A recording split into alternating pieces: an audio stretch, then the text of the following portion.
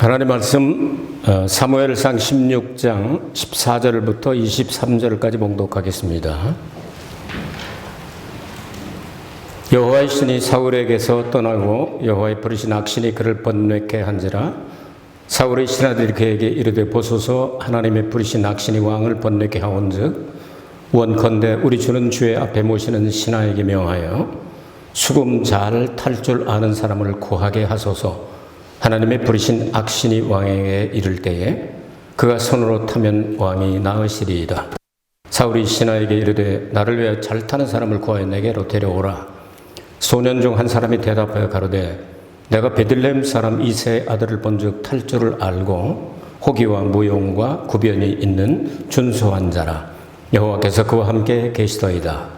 사울이 이에 사자를 이새에게 보내어 이르되 양치는 네 아들 다윗을 내게로 보내라 하매 이새가 떡과 한 가죽 부대의 포도주와 염소 새끼를 나기 위해 실리고 그 아들 다윗의 손으로 사울에게 보내니 다윗이 사울에게 이르러 그 앞에 모셔서매 사울이 그를 크게 사랑하여 자기의 병기든 자를 삼고 이새에게 사람을 보내어 이르되 청컨대 다윗으로 내 앞에 모셔서게 하라. 그가 내게 은총을 얻었느니라 하니라. 하나님의 부르신 악신이 사울에게 이를 때에 다윗이 수금을 취하여 손으로 탄즉 사울이 상쾌하여 나았고 악신은 그에게서 떠나더라. 아멘. 위로자가 되라 하는 제목으로 말씀을 증거합니다.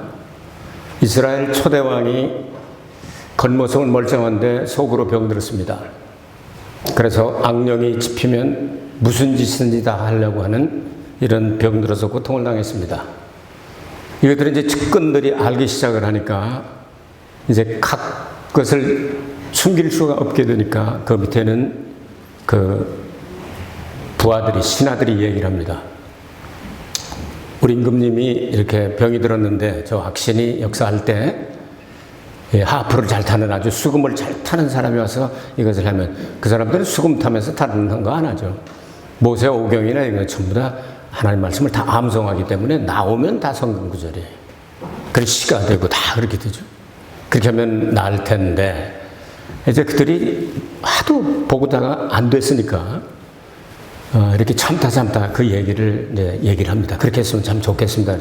데리고 와봐. 그런 사람이 있으면 한 사람이 얘기를 합니다. 베들레헴에 내가 아는 사람이 있는데 내가 봤는데 이새의 아들 다윗이라고 하는 사람이 있는데 아주 잘합니다. 18절 말씀에 보면 그 사절단들이 이 얘기를 한 소년 중 한 사람이 대답해 가로되 내가 베들레헴 사람 이새의 아들을 본즉 탈 줄을 알고, 이제 수금 타는 얘기죠. 호기와 무용과 구변이 있는 준수한 자라. 여호와께서 그와 함께 계시더이다. 이렇게 보고를 했습니다. 사울이 그래서 이 사절단들을 그 집으로 보냅니다. 그래서 그 아버지를 만나서 부탁을 합니다. 아들을 좀 보내달라고.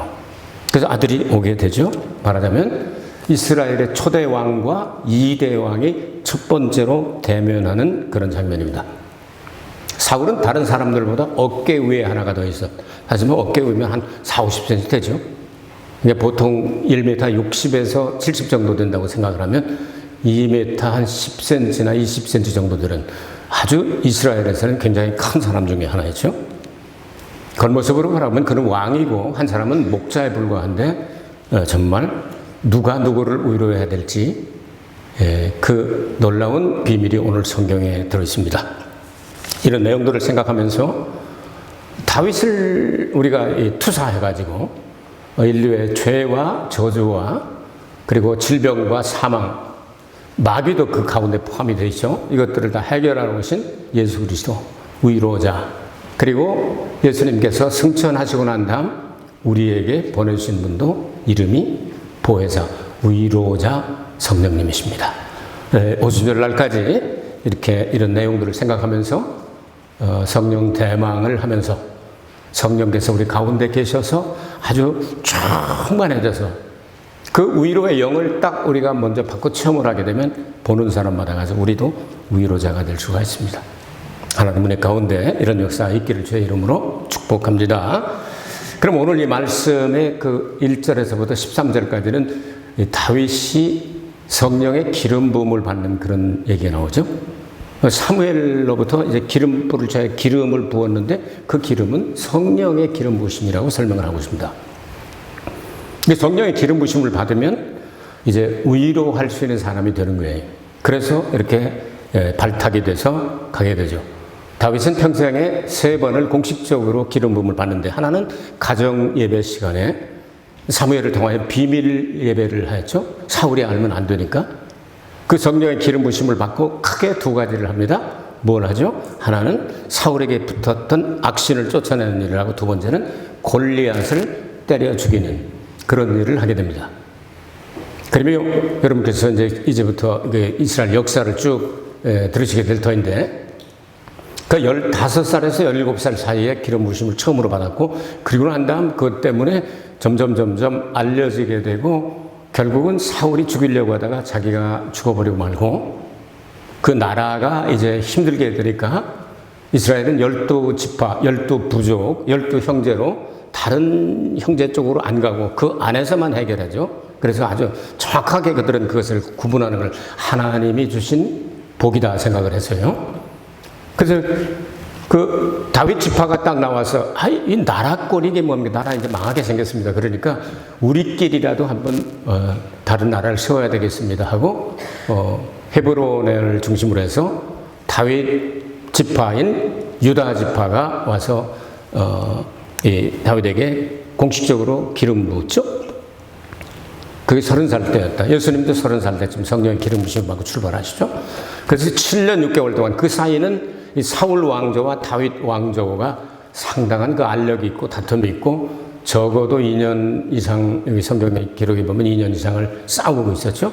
그래서 뭐 서로 막 저기 상대편의 그 총사령관을 죽이기도 하고 막 여러 가지 어려운 일들이 많이 있었습니다. 동족 상제 안에 비극이 있었는데, 7년 6개월쯤 이렇게 지나고 나니까 다윗의 집은 점점 갈수록 강하여, 사울의 집은 점점 약해지고, 그렇게 해가지고 이제 사울의 집이었던 11지파가 다 몰려와가지고 우리나라의 총임금이 되어달라고. 그래서 이스라엘 12지파의 대표들이 와서 헤브론에서 공식적으로 기름 부음을 받게 됩니다.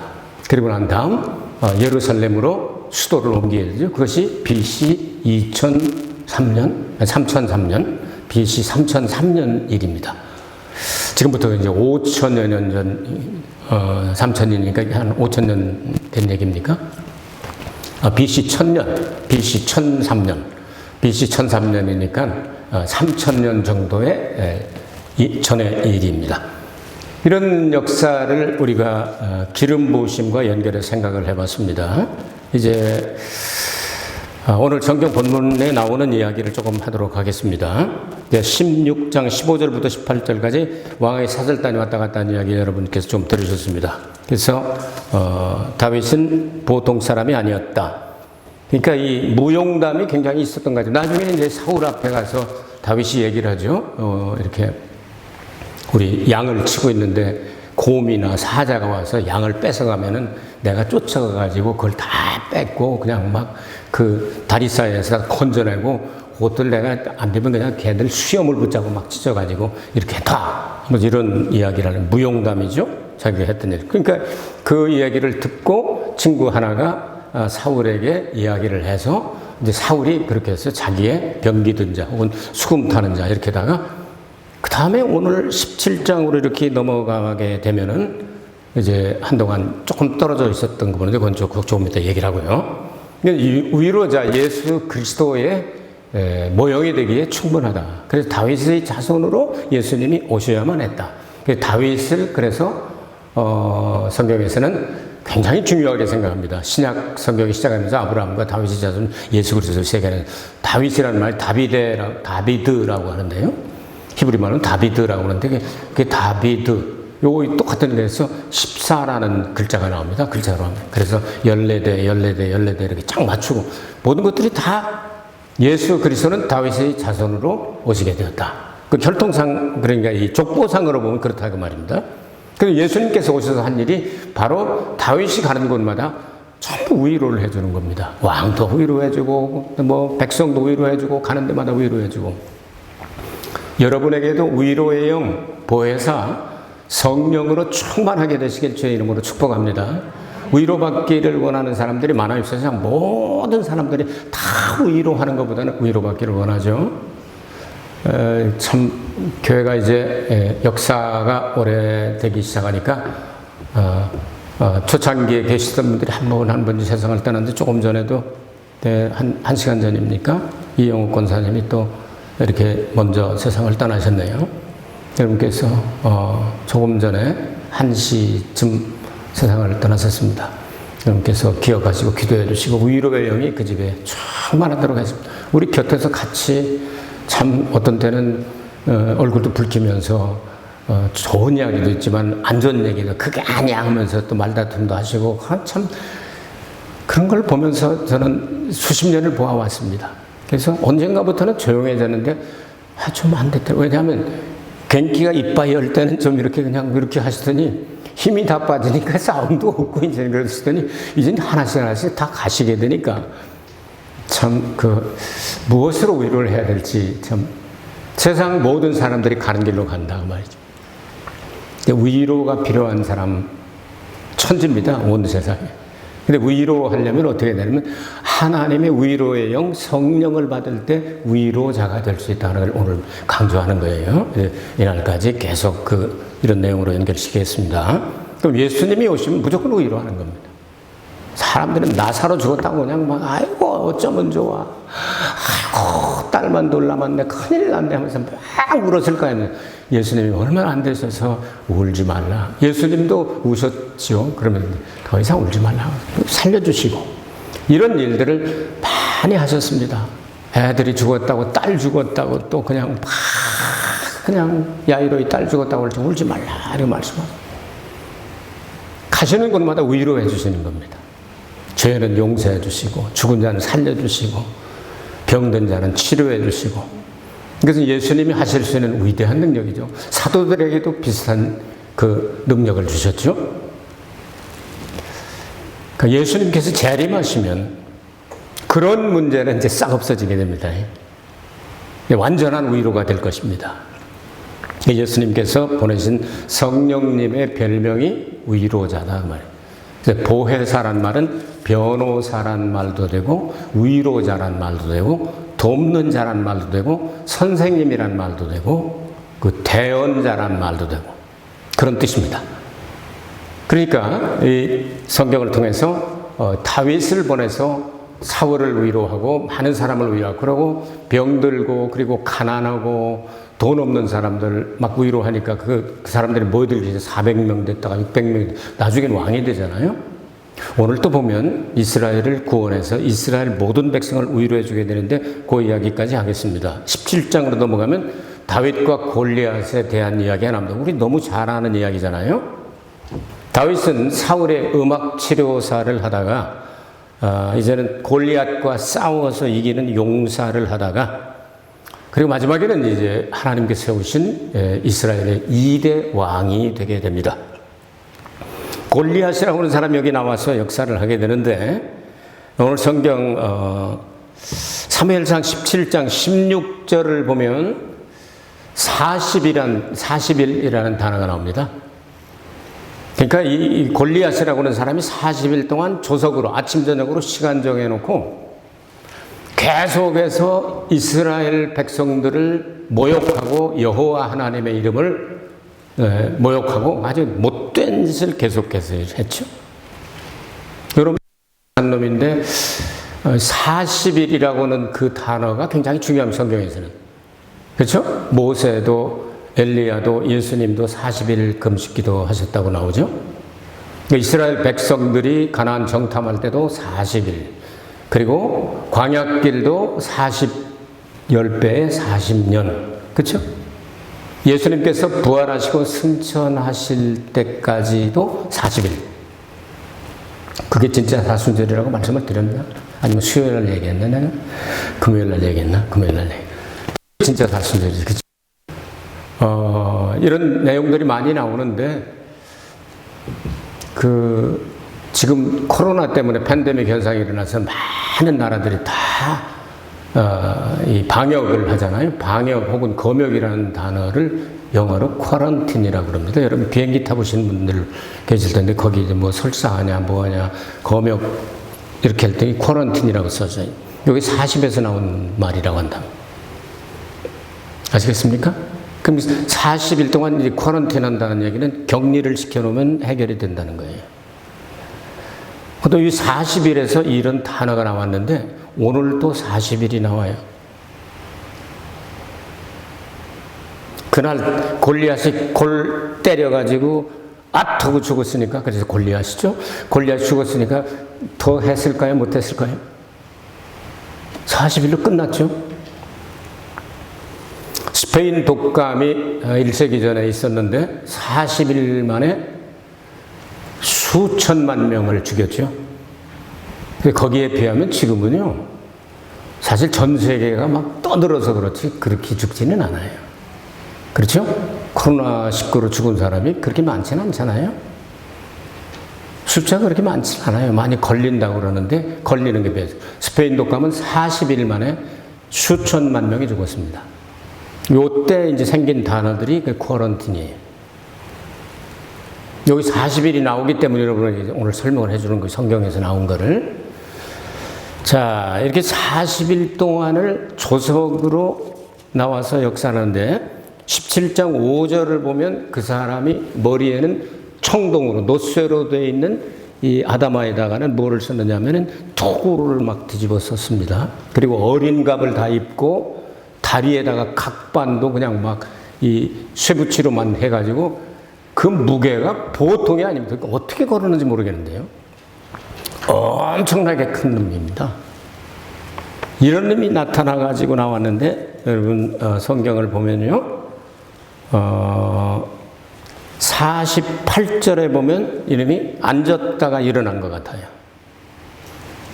17장 48절에 일어나 하는 단어 나옵니까?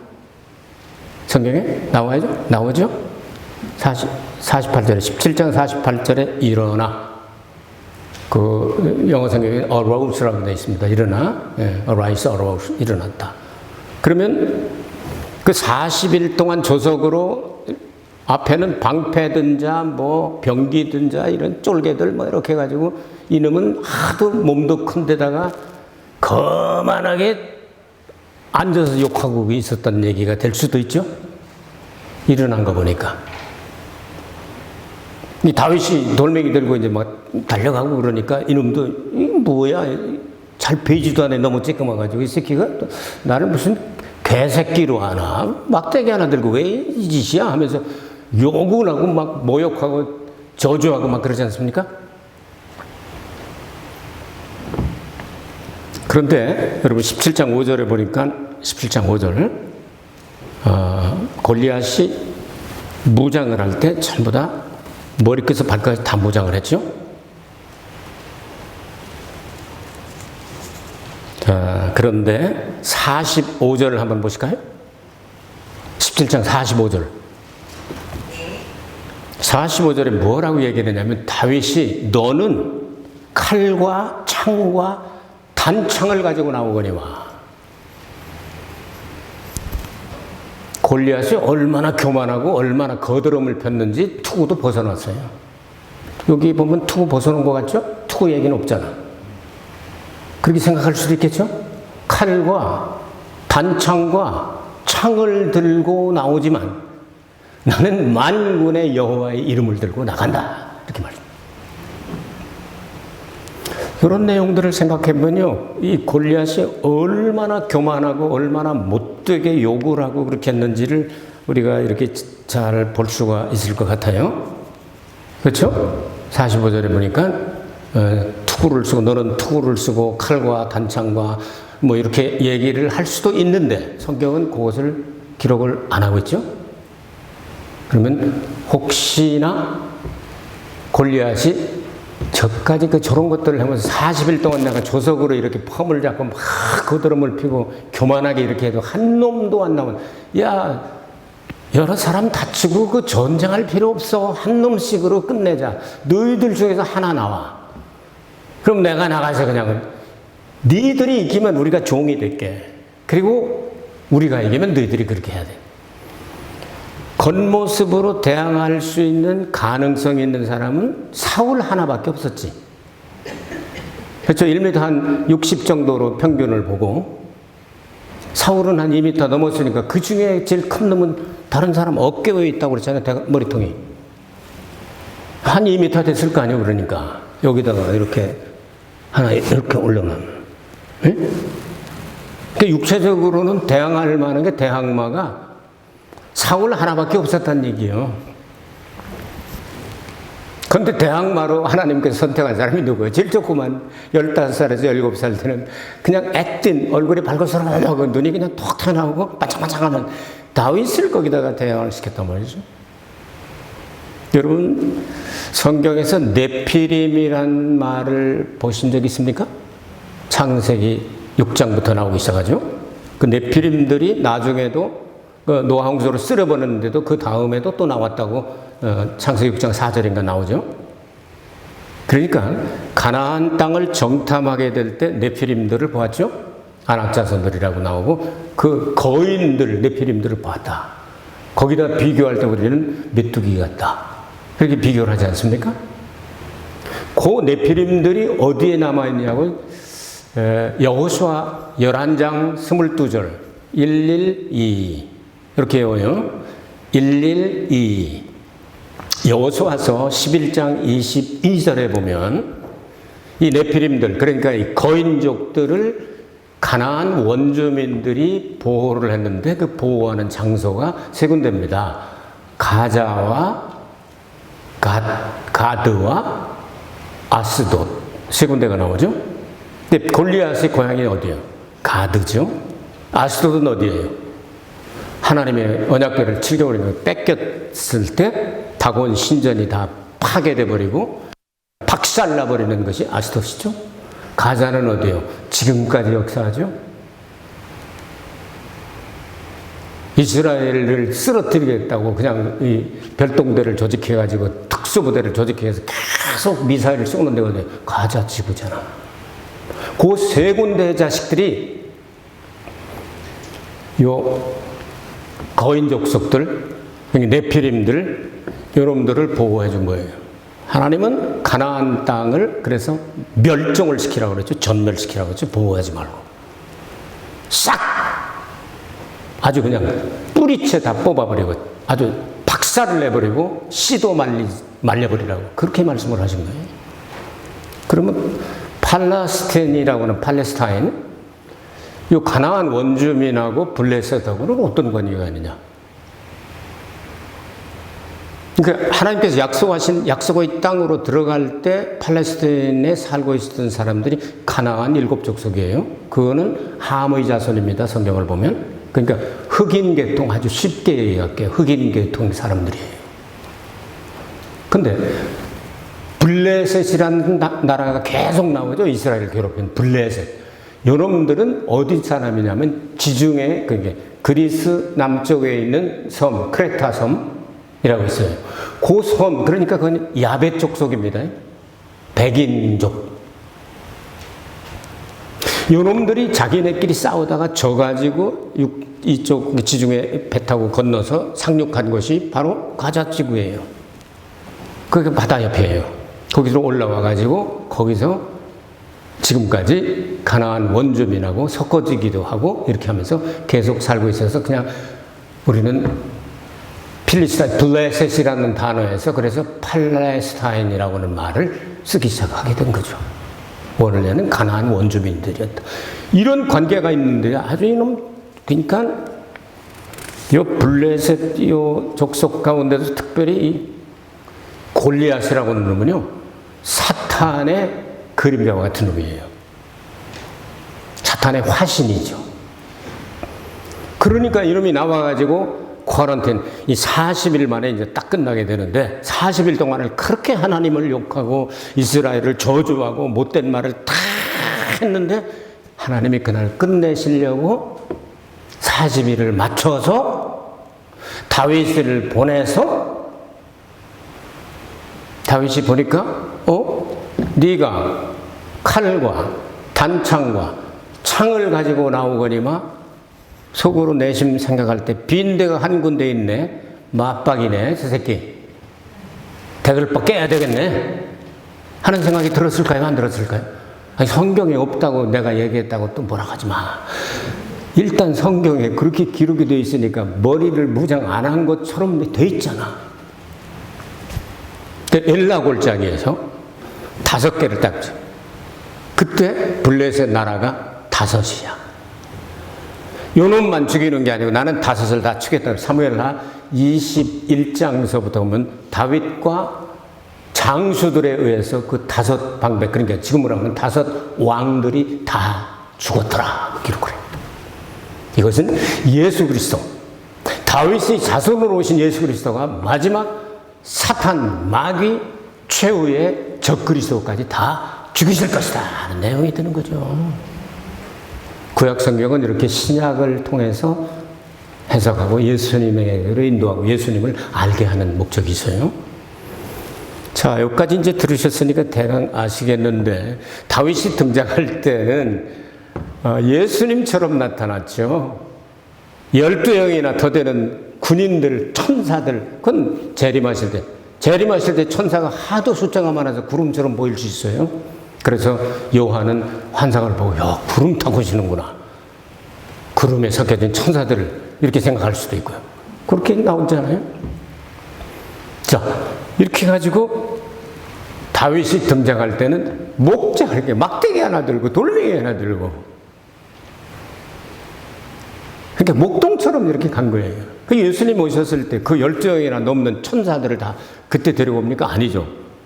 마태복음에 보면 예수님 재림하실 때 다 데리고 온다 그래요. 천사들 대동하. 아시겠어요?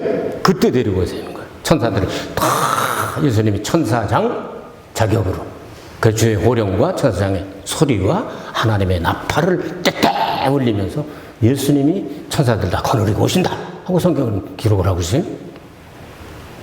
자, 그럼 예수님께서 오셔서 싸우는 전사나 이런 거로 온 것이 아니라 나는 선한 뭐다? 목자다. 양을 위하여 생명을 버린다. 십자가에서 죽으실 것을 말씀하시죠.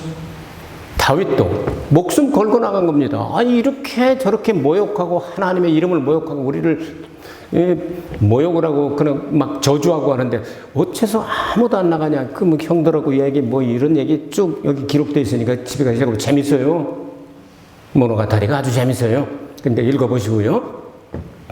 이렇게 해가지고 결국은 다윗이 쓰임받는데 목자로 나가서 상대방의 그 장군, 엄청난 장군이죠. 성경에 기록된 장군들 가운데 뭐 한 3번째 안에 들어갈 정도로 이렇게 큰 사람이잖아요. 제일 큰 놈이 뭐 옥인가 어떤 녀석이 있었고, 어쨌든 이런 엄청난 것을 한 방에, 그것도 그냥 그건 미사일이지, 싹 던졌는데 어떻게 그게 5개 다 던진 것도 아니고 제일 먼저 한 방에 그냥 샥 하더니 무장하지 아니한 이 맞박, 투구 썼으면 안 들어갈 수도 있죠. 투구를 벗고 있었던 것처럼 보여요. 그래서 제가 지금 성경을 보면, 자세히 보면은 거기에 콱 뺏겨가지고 그냥 아톰에 쓰러졌잖아요. 골 때려 앗 하고서 골리앗, 몇 가지 자르는 건 일도 아니지. 그것도 자기는 무기도 안 갖고 갔잖아. 그러니까 골리앗 칼을 보니까 참 잘 들게 생기고 큰 놈도 있는 거 쭉 하니까 뭐하지 자르냐. 그럼 가지고 집에다 그 보검도 뺏고 이렇게 해서 승리하는 그런 장면입니다. 예수 그리스도께서 재림하실 때 사탄의 세력을 완전히 싹 쓸어버릴 것을 말씀하고 있는 내용이죠. 이런 내용을 생각하시면서 구약 성경에 많은 사람들이 예수님의 그 모형으로 나타나 있는데 다윗 역시 여러 가지가 모형이 되는데 오늘 또 예수 그리스도의 선한 목자의 모형으로 위로자가 되어, 여러분 위로 받고 싶어요? 위로하고 싶어요?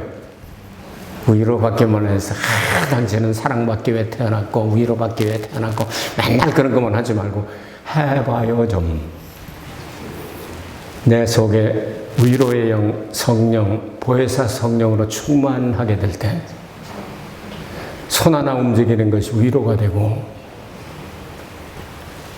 사랑스러운 눈동자 한번 이렇게 구바로 하는 게 위로가 되고, 기도해 주는 게 위로가 되고, 찬양해 주는 게 위로가 되고, 주님의 말씀을 전달하는 게 위로가 되고, 위로받기보다는 위로하는 도구가 되게 하여 주옵소서. 기도하고 오순절을 기다린 여러분 되시길 주의 이름으로 축복합니다. 은혜로우신 아버지 하나님, 세상에 울 일이 많고 위로가 필요한 세상에 우리도 다윗처럼, 예수님처럼, 보혜사 성령님처럼 성령으로 충만하여 위로하며 사는 저희들이 되게 하여 주옵소서. 위로하려면 위로할 수 있는 그 성령으로 가득해야 진짜 위로할 수 있는 사람이 되오니, 오순절날 오기 전에 우리 기도합니다. 위로의 영 성령으로 가득 채워 주시옵소서. 예수 그리스도 이름 받들어 기도하옵나이다.